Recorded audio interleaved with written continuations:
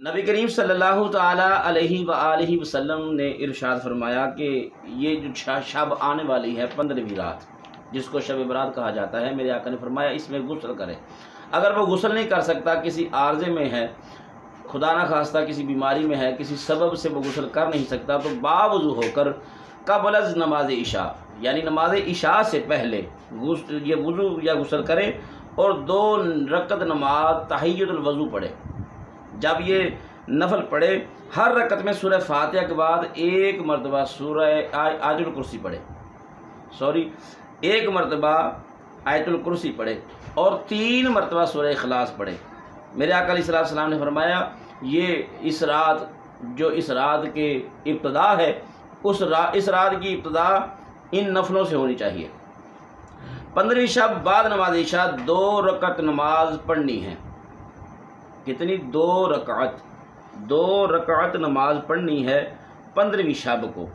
वो कैसे पढ़नी है मैं अर्ज़ किए देता हूँ। हर रकात में सूरह फातिहा के बाद 1 मरतबा आयतुल कुर्सी, 15 मरतबा सूरह इखलास।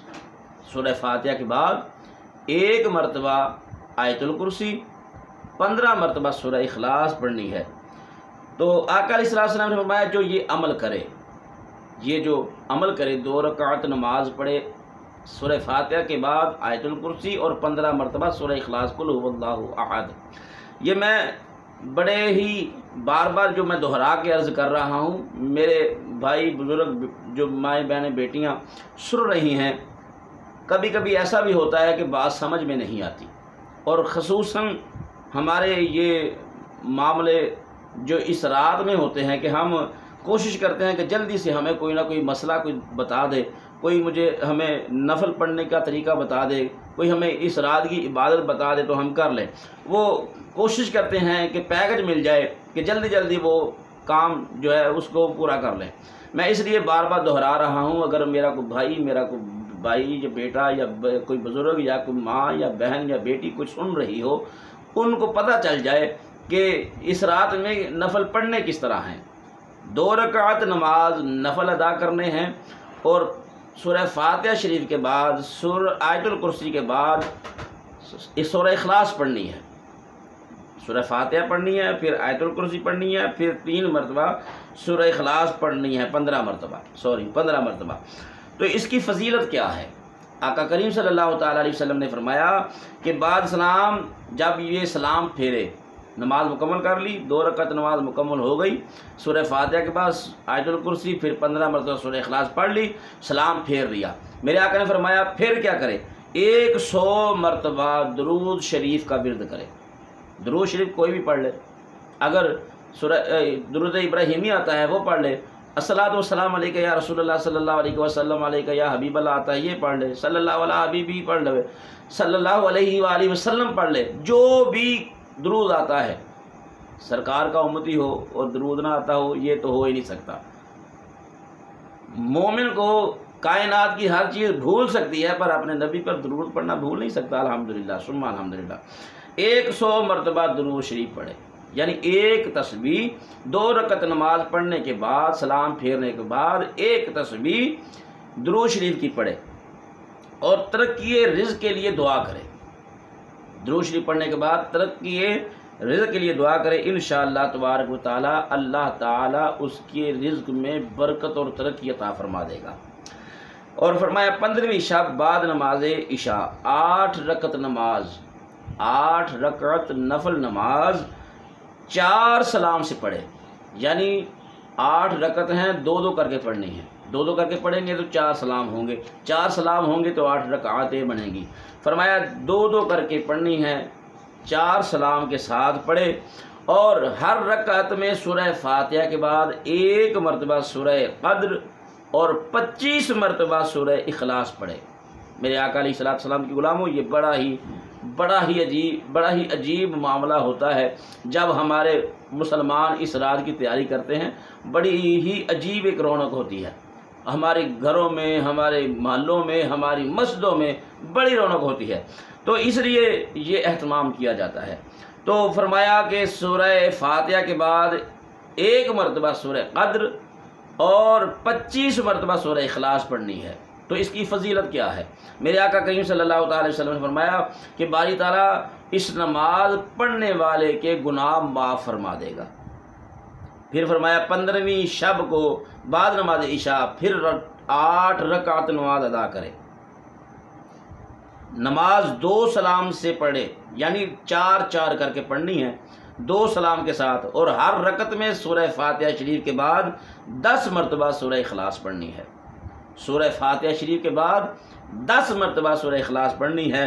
یہ 8 رکعت ہیں، 4 کر کے پڑھنی ہیں 2 سلاموں کے ساتھ، یعنی 4 رکعت ہوں گی تو سلام ہوگا، نماز مکمل ہوگی، پھر 4 رکعت تک نیت کر اس کی نیت کر کے نیت باندھ کے اس کو شروع کرنا ہے اور سورہ فاتحہ شریف پڑھنی ہے۔ سورہ فاتحہ شریف کے بعد 10 مرتبہ سورہ اخلاص شریف پڑھنی ہے۔ فرمایا اللہ تبارک و تعالیٰ اس نماز پڑھنے والے کے لیے بے شمار فرشتے مقرر کر دے گا، بے شمار فرشتے مقرر کر دے گا جو اسے عذاب قبر سے نجات کی اور داخل جنت میں ہونے کی خوشخبری دیں گے۔ سبحان اللہ۔ فرمایا 15ویں شب کو بعد نماز عشاء 14 رکعت نماز ادا کرے، فرمایا 7 سلاموں کے ساتھ، یعنی 14 رکعتیں 2 کر کے پڑھنی ہیں، پھر 7 سلام ہو جائیں گے۔ تو پڑھا، فرمایا ہر رکعت میں سورہ فاتحہ کے بعد سورہ کافرون، قل یا ایھا الکافرون، یہ ہمارے ہر بچے کو آتی ہے الحمدللہ ثم الحمدللہ۔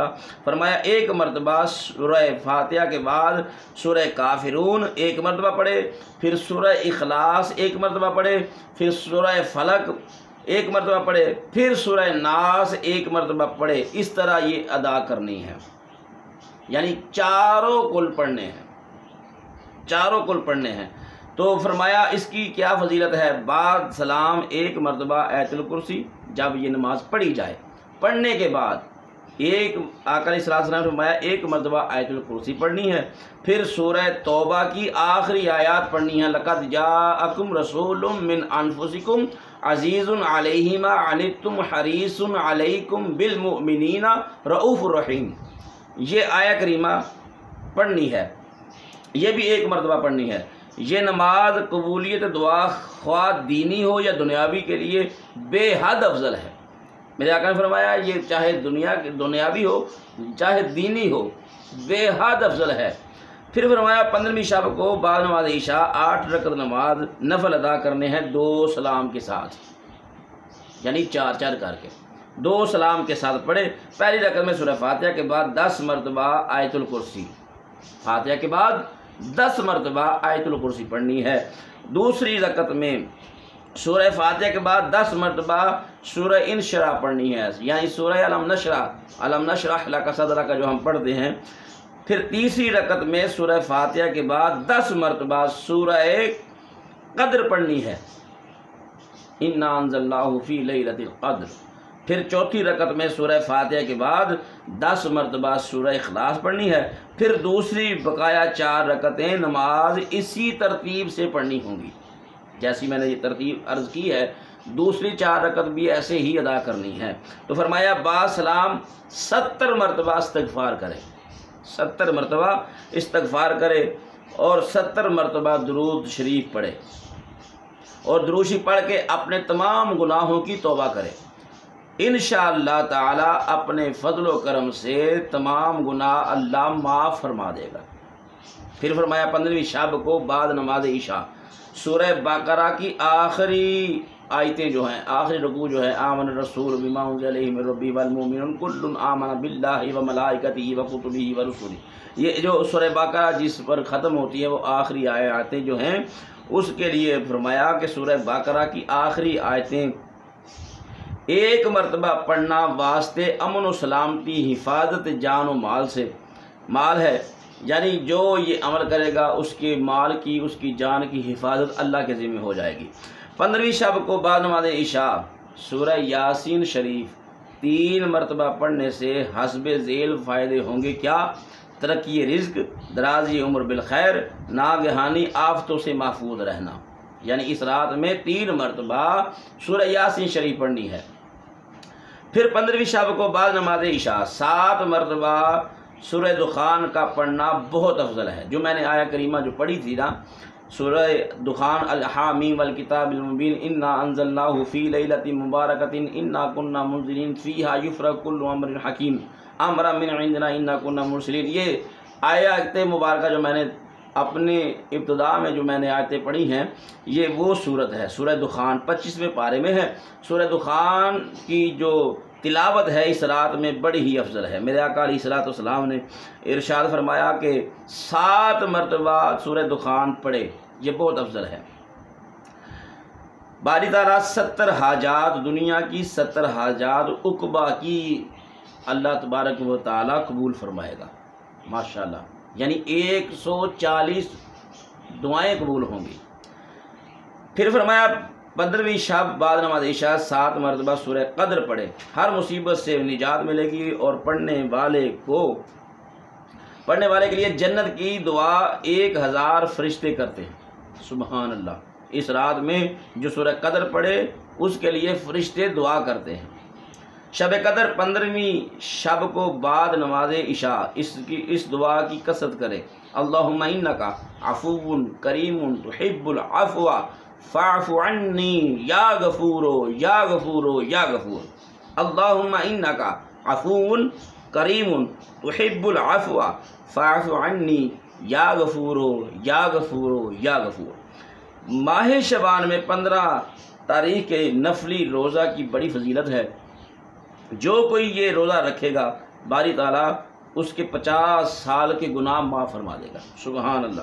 ماہ شعبان کی 15 تاریخ کو بعد نماز ظہر 4 رکعت نماز نفل 2 سلام سے ادا کرے۔ پہلی رکعت میں سورہ فاتحہ کے بعد سورہ زلزال 1 مرتبہ، سورہ اخلاص 10 مرتبہ، دوسری رکعت میں سورہ فاتحہ کے بعد سورہ تکاثر الہاکم التکاثر 1 مرتبہ، سورہ اخلاص 10 مرتبہ، تیسری رکعت میں سورہ فاتحہ کے بعد سورہ کافرون 3 مرتبہ، سورہ اخلاص 10 مرتبہ، چوتھی رکعت میں سورہ فاتحہ کے بعد آیت الکرسی 3 مرتبہ، سورہ اخلاص 10 مرتبہ۔